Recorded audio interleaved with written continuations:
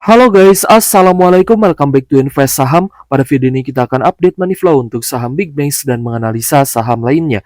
Sebelum lanjut, disclaimer on, ini bukan ajakan jual beli saham, so langsung saja kita ke pembahasan. Jadi hari ini IHSG mengalami koreksi 2% lebih di level 7.935, namun ternyata investor asing malah mencatatkan net buy. Untuk market reguler net buy 774 miliar, sedangkan di all market mencapai 944 miliar.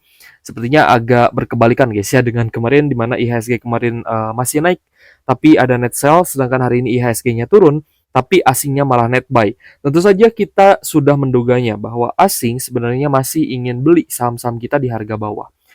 Oke guys, jadi untuk harga komoditas terutama gold. Tadi sih pas open market saya lihat goldnya turun guys. Tadi ya ketika open market.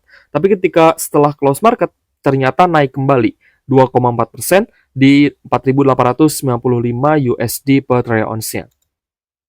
Untuk harga minyak mentah, crude WTI dan Brent oil ada sedikit koreksi.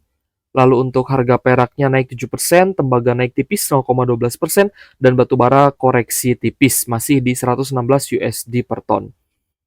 Oke guys, bukan hanya saham aja ya yang lagi turun, tapi jika teman-teman perhatikan, bursa kripto juga sedang anjlok-anjloknya guys ya, teman-teman bisa perhatikan contohnya misalkan seperti Bitcoin, ETH, ya BNB, XRP dan lainnya mayoritas sedang turun terutama di 1 bulan terakhir ini ya, sedang ada penurunan untuk big caps-nya ini rata-rata di atas 30% ya. Kebanyakan guys di atas 30% ya untuk big caps. Bahkan ada yang 52% nih dalam waktu 1 bulan ya. Penurunannya sudah cukup dalam.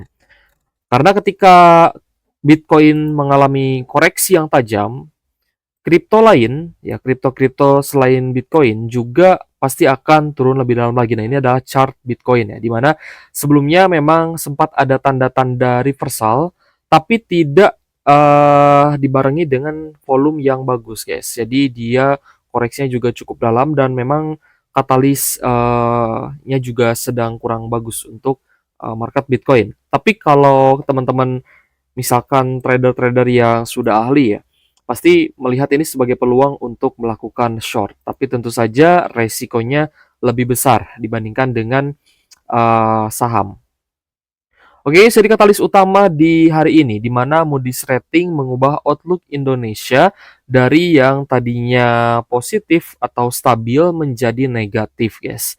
Dan teman-teman juga harus paham ya, guys ya, bahwa katalis apapun ya yang negatif terhadap market, teman-teman harus lihat apakah itu adalah faktor internal atau eksternal. Kalau misal faktor eksternal, otomatis dalam waktu dekat pasti akan ada recovery. Contohnya kan kemarin MSCI itu kan faktor eksternal gitu guys. Faktor eksternal dari pihak MSCI membekukan untuk saham-saham Indonesia ya di rebalancing index-nya.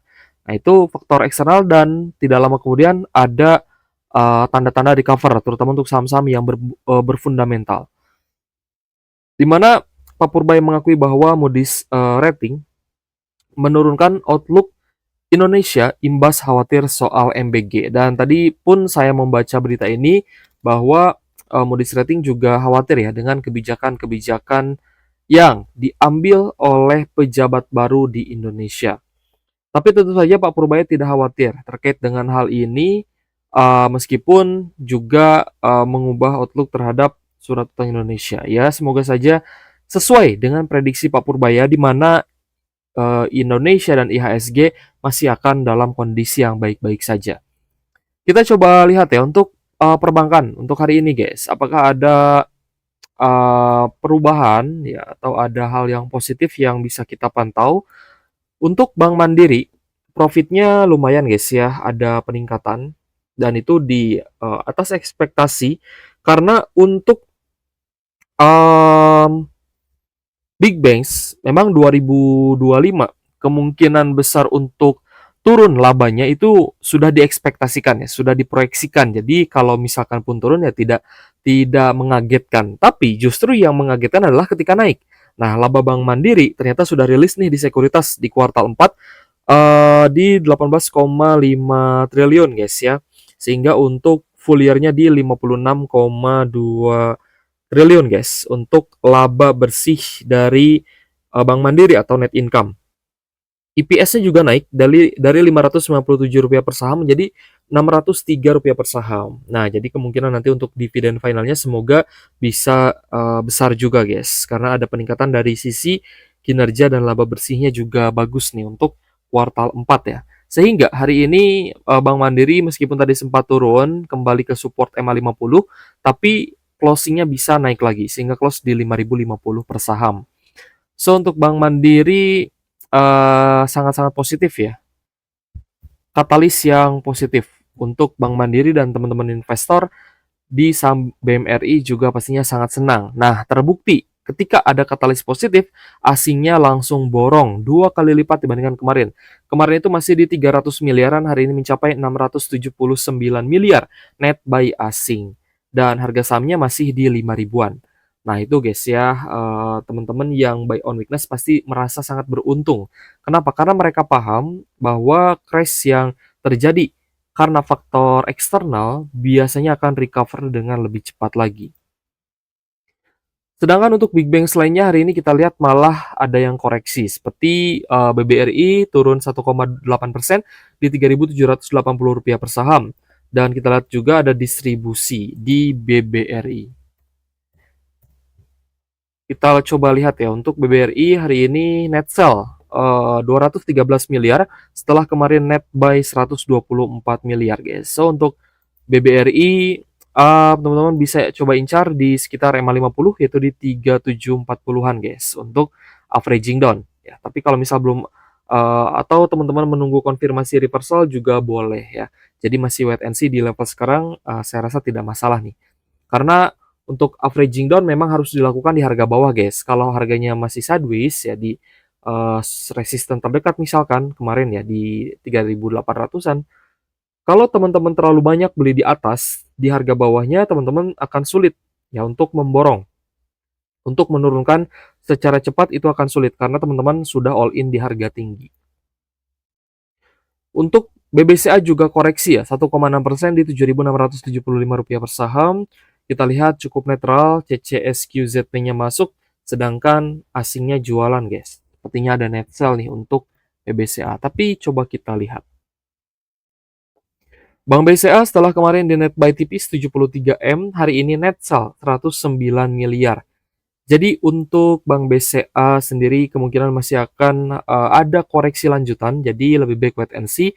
Ya siapa tahu kita bisa beli lagi di 7.200-an guys ya, di support sebelumnya meskipun ketika pengumuman MSCI, BBCA-nya sempat anjlok dalam. Kita lanjut ke BBNI. BBNI hari ini ada koreksi 0,8% di level Rp4.530 per saham. Ada normal distribusi dari BK dan juga YU guys.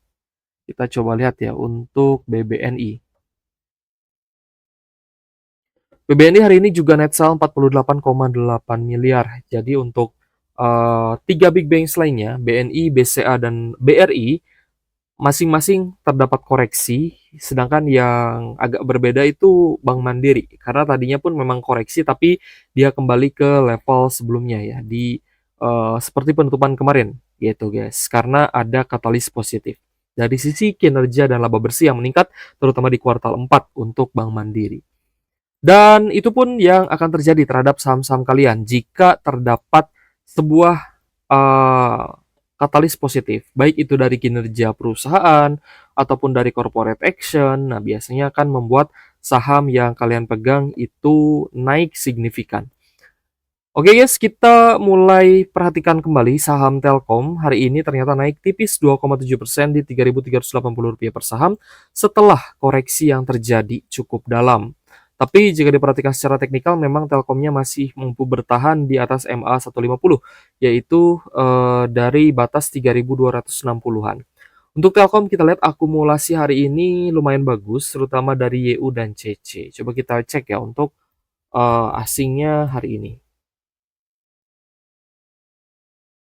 Untuk Telkom, hari ini ternyata ada net buy 157 miliar setelah sebelumnya di net sell. Nah, ketika net sell ini terjadi kan memang harga Telkom juga turun gitu guys. Jadi downtrend ya dari 3.900 ya, dari level 4 ribuan turun sampai di 3.300. Saya rasa untuk swing cukup menarik untuk dipantau. Jadi kalau misal teman-teman masih tertarik dengan Telkom, ya silahkan coba diperhatikan ya, karena memang selama dia tidak jatuh di bawah MA 150, saya rasa masih aman nih untuk swing trade.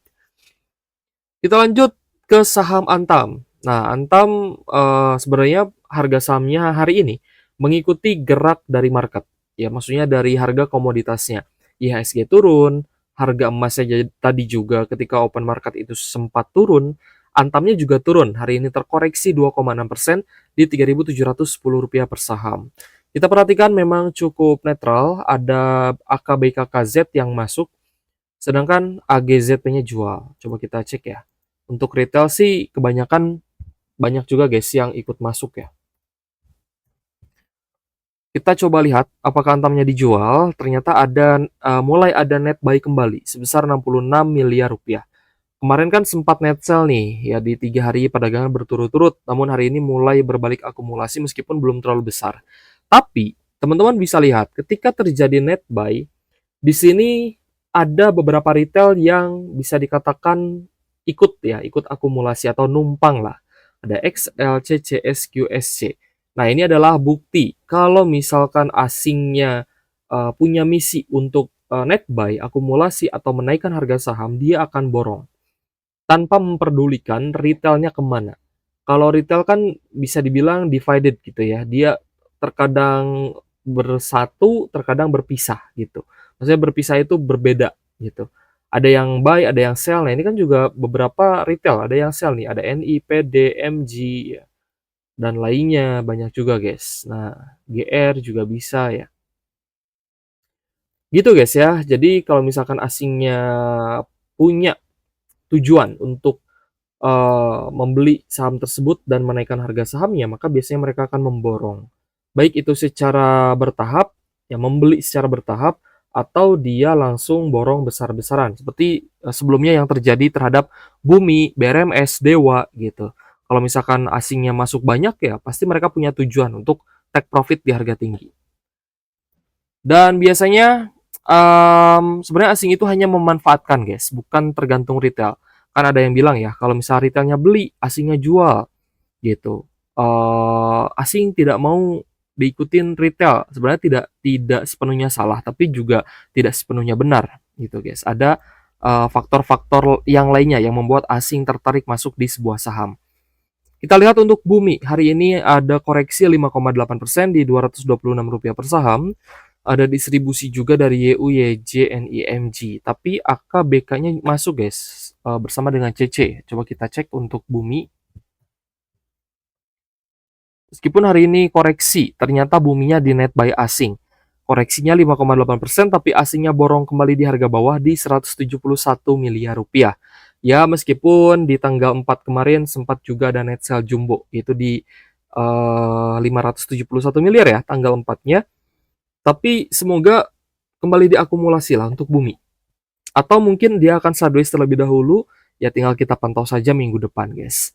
So, Bumi, BRMS, Dewa mungkin kita akan bahas juga ya di weekend kali ini. Jadi kalau misal teman-teman punya pertanyaan, saham apa yang ingin dibahas, boleh tulis di kolom komentar. Nanti saham yang menarik akan coba kita ulas ya, akan coba kita pantau juga. Ya, siapa tahu ada saham-saham untuk buy on weakness, saham-saham untuk swing trade, untuk trend following, kita akan infokan ke teman-teman. Meskipun kembali lagi semua keputusan investasi di tangan masing-masing dan investasi saham itu adalah investasi yang memiliki resiko tinggi. Oke guys, untuk BRMS hari ini koreksi 3,5% di Rp945 per saham. Tapi AKZP-nya masuk guys. Kita coba lihat ya. Nah, pasti akan muncul pertanyaan, apakah harga emas itu akan turun? Kalau koreksi pasti terjadi ya. Kalau koreksi itu pasti terjadi, tapi perlu diingat guys, kondisi makro global sebenarnya belum sepenuhnya membaik. Bahkan kemarin Yaman, Iran, dan Amerika Serikat kembali memanas. Nah, otomatis harga emas malah diproyeksi kembali naik. Jadi teman-teman yang mungkin nyangkut nih di saham-saham sektor emas, masih ada peluang bagus lah untuk kita take profit kembali gitu di harga tinggi dan kejemput gitu ya. Untuk BRMS hari ini ada net buy 56 miliar dari asing, dan jika diperhatikan memang asingnya cenderung rutin membeli tapi dia tidak begitu besar. Jadi mungkin masih akan cukup sideways untuk Bumi dan BRMS. Oke guys, sekali lagi saya ingatkan ya, kalau misal teman-teman ingin request saham, silahkan tulis kolom komentar. Dan ini khusus untuk teman-teman viewers invest saham yang setia menonton gitu guys ya, dan menyimak penjelasan dan ulasan dari kita. Oke guys, thank you for watching. See you on the next video. Wassalamualaikum warahmatullahi wabarakatuh.